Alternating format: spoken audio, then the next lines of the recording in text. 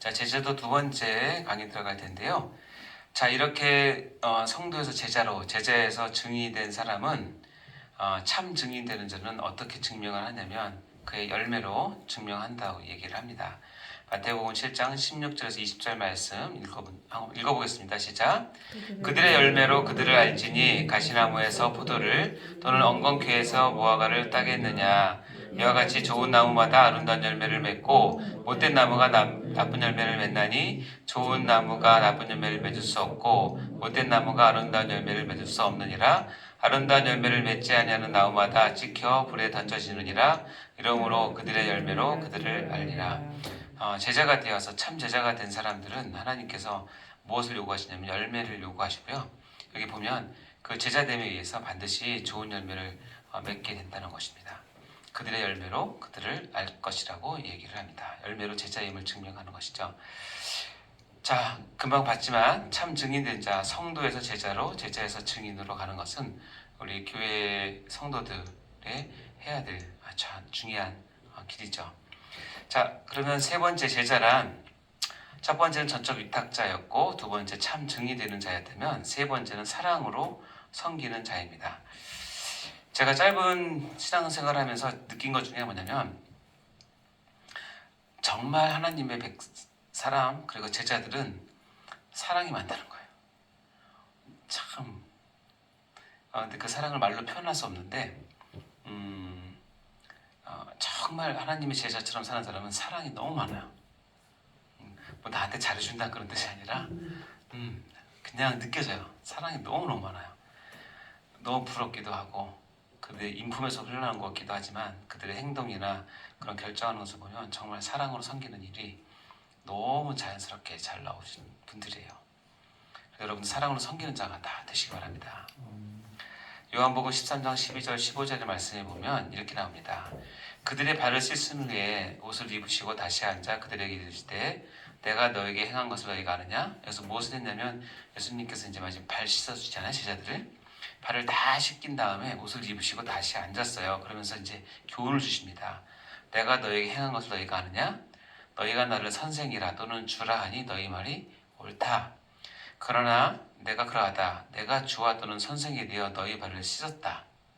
그러니 너희도 서로 발을 씻어주는 것이 옳다. 섬기는 것을 하는 것이죠. 내가 너에게 행한 것 같이 너희도 행하게 하려 본을 보였다. 이것이 바로 우리 흔한 세족식을 하는 이유 중에 하나죠. 내가 너희들의 발을 씻는 이 본을 보여준 이유는 뭐냐면 너희들이 앞으로 교회를 섬김에 있어서 제자들은 서로의 발을 씻어주는 것이 옳다. 반드시 그렇게 해야 된다는 거예요. 여러분 발을 씻어준다는 것은 유대인의 풍습에서는 그 집안의 하인들이 해야 되는 일이고요. 하인들 레벨 중에서도 가장 낮은 레벨이 하는 일이에요. 그러니까 여러분이 교회에서 사랑하는 자가 되시려면 사랑으로 섬기는 자가 되셔야 돼요. 그러니까 여러분이 저도 안타까운 게 뭐냐면 저도 이제 장로가 됐다가 목사가 되고 하니까 성도들이 이렇게 많이 섬겨주세요. 처음엔 좀 이렇게 부담스러웠는데 어느 순간 제가 그거를 너무 자연스럽게 받고 있는데 제 자신을 보니까 조금 정확히 가면 소름이 끼쳤어요. 나도 어쩔 수 없구나. 그것도 안 하면 또 서운해하시니까 맞기가 쉽진 않은데 너무 죄송하더라고요. 옛날 같으면 제가 식당에 가면 숟가락 젓가락을 제가 막 먼저 놨거든요. 이제 제 걸 안 하고 있더라고요.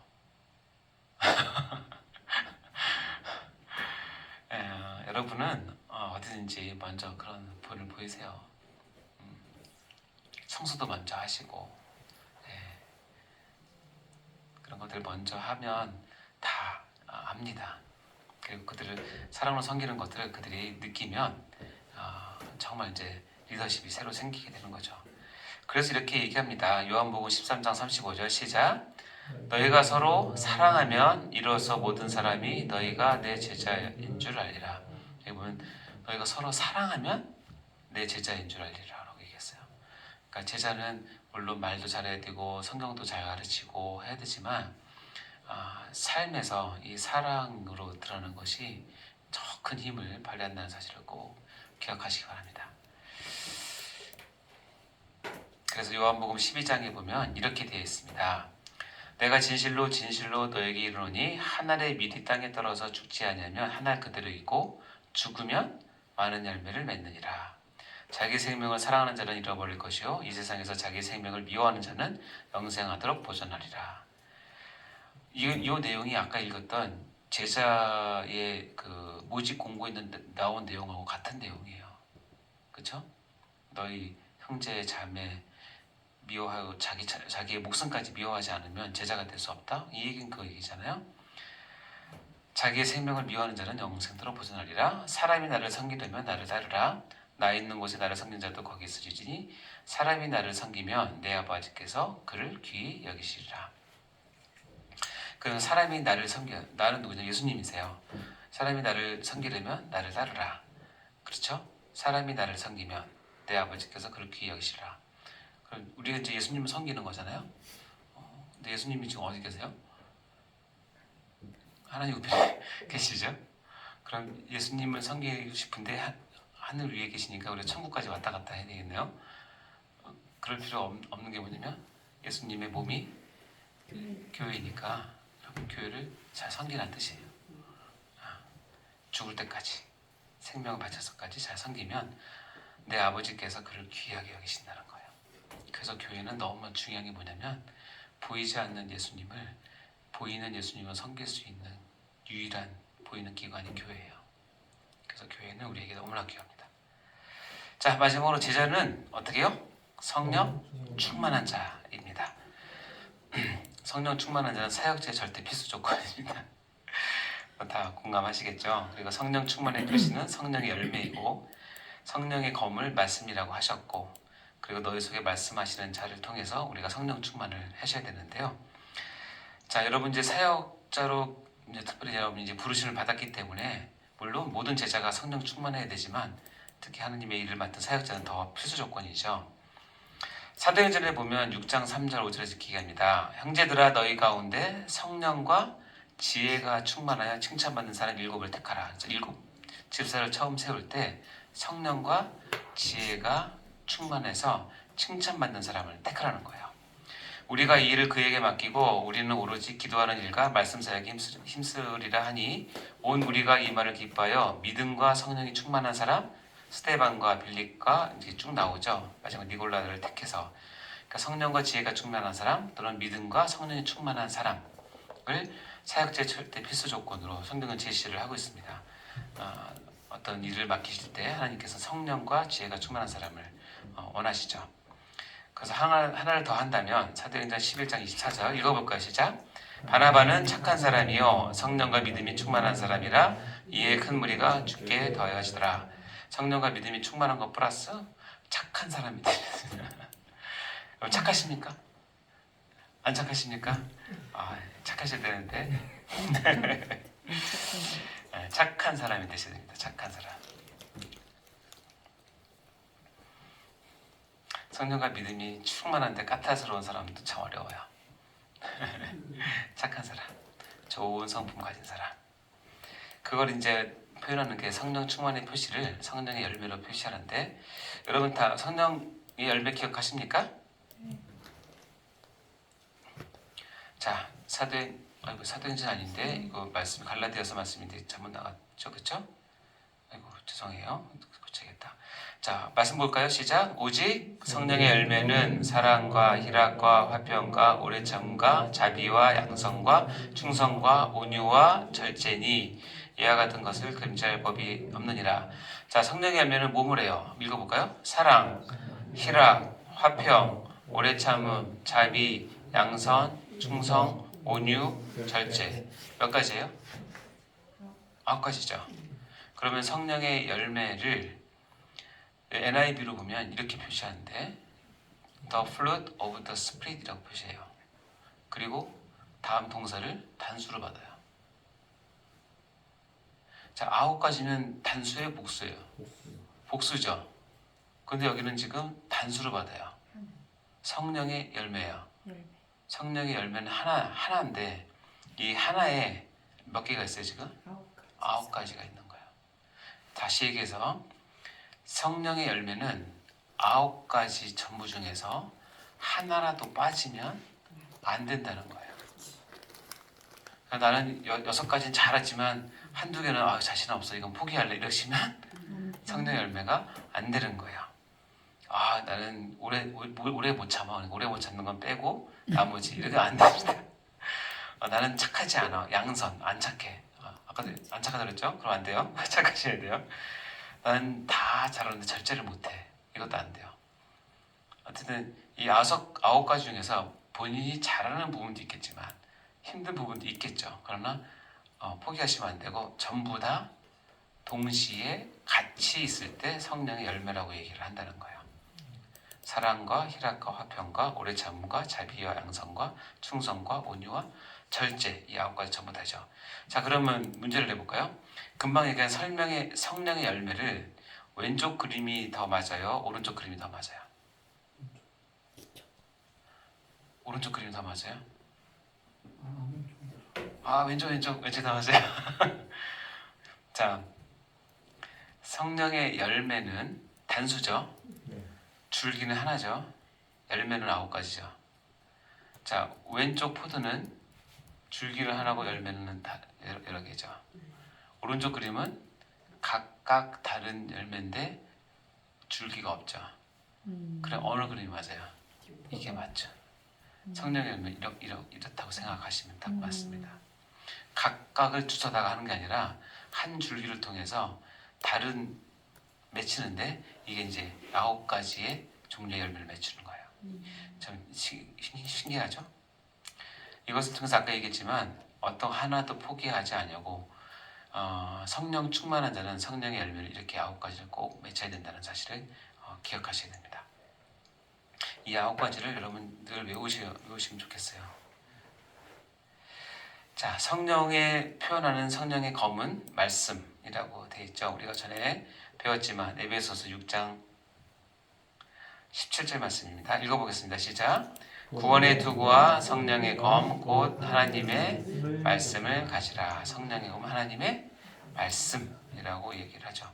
결국 이제 성령의 충만함을 드러내는 것은 특히 사역자인 여러분들은 하나님의 말씀을 잘 갈고 닦아서 필요할 때 적재적소에 은혜를 끼치기도 하고 또한 자르기도 하고 그들에게 충격도 주고 또 은혜도 줄 수 있는 말씀을 갈고 닦으셔야 됩니다. 그리고 성령의 열매는 결국은 너희 속에서 말씀하시는 자로 나타나시는데요. 읽어보겠습니다. 마태복음 10장 20절 시작. 말하는 이는 너희가 아니라 너희 속에서 말씀하시는 이 곧 너희 아버지의 성령이시니라. 자, 이렇게 우리가 하나님의 말씀을 하고 그 입을 열어 하나님의 일들을 하고 또 우리의 목숨을 바쳐서 따르고 할 때 결국은 너희 속에 말씀하시는 이인 하나님의 아버지의 성령이 우리를 주관하셔서 하실 때 가장 성령 충만한 자가 됩니다. 바라건대 그렇습니다. 저도 늘 바라지만 성경 가르칠 때나 설교할 때나 강의할 때나 물론 저희 뇌를 통해서 제 입을 통해서 이렇게 하지만 제 소망하는 건 뭐냐면 내 안에 성령께서 나를 이용하셔서 이렇게 하면 참 좋겠다는 생각이 가장 있어요. 그래서 가끔 느껴보면 어떤 설교나 강의를 할 때 나는 내가 생각하는 것도 없는데 그때 막 떠오르면서 이렇게 막 너무 술술 막 나가면 이게 보여요. 이렇게 보면 사람들이 막 은혜 받는 모습들 보이고 선생님이 막 운행하는 게 보여요. 와, 그때는 이런 표현하면 죄송한데 저는 아직 뽕은 안 받아왔지만 뽕 맞은 것 같을 것 같아요. 진짜 환상적이에요. 내 안에 성령이 나를 붙잡고 나를 도구 삼아서 그냥 계속 말씀하시는 거예요. 내가 무슨 말을 하겠다고 지어낸 게 아닌데 이렇게 막 나오는데 앞에 있는 성도들, 청중들의 반응을 보면 눈을 보면 알거든요. 하나님이 타치하고 계시는구나, 만지고 계시는구나. 그 느낄 때 그런 것들을 정말 여러분 사모하시기 바랍니다.